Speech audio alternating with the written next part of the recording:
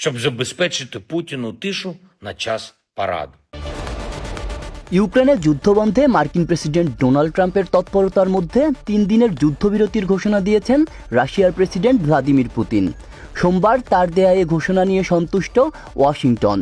তবে ইউক্রেনের স্থায়ী যুদ্ধবিরতি চান ট্রাম্প। কিয়েভেরও একই দাবি। মস্কো জানিয়েছে যুদ্ধবিরতি চলাকালে মানবিক বিষয়টি বিবেচনায় নিয়ে সব ধরনের সামরিক হামলা বন্ধ রাখা হবে।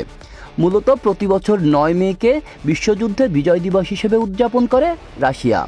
একই দিনে নাৎসি জার্মানিকে পরাজিত করার 80তম বার্ষিকীও উদযাপন করে দেশটি।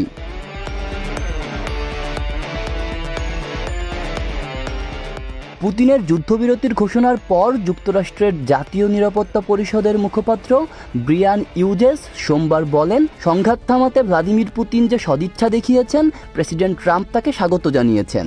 তবে প্রেসিডেন্ট এ বিষয়ে পরিষ্কার করে বলে দিয়েছেন যে তিনি একটি স্থানীয় যুদ্ধবিরতি চান এবং এই যুদ্ধের একটি শান্তিপূর্ণ সমাধান চান।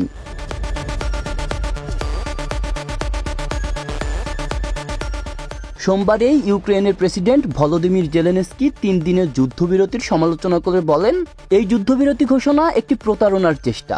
আর ইউক্রেনের পররাষ্ট্রমন্ত্রী আন্দ্রেই সিবিহা বলেছেন, রাশিয়া যদি সত্যিকার অর্থেই শান্তি চায় তাহলে তাদের এখনই যুদ্ধবিরতি ঘোষণা করতে হবে। 8 মে পর্যন্ত অপেক্ষা করতে হবে কেন? ইউক্রেন একটি দীর্ঘমেয়াদী যুদ্ধবিরতি করতে প্রস্তুত।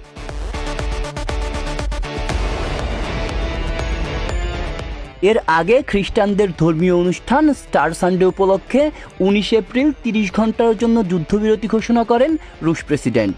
ইউক্রেনের সামরিক বাহিনীর পক্ষ থেকে দাবি করা হয়েছিল, যুদ্ধবিরতি ঘোষণা করলেও সেদিন 2900টি হামলা চালিয়েছিল রাশিয়া। ইউক্রেনের বিরুদ্ধেও সেদিন রাশিয়ায় হামলা চালানোর অভিযোগ আনা হয়েছিল। আব্দুল্লাহ রফসান জনি, ঢাকা প্রকাশ।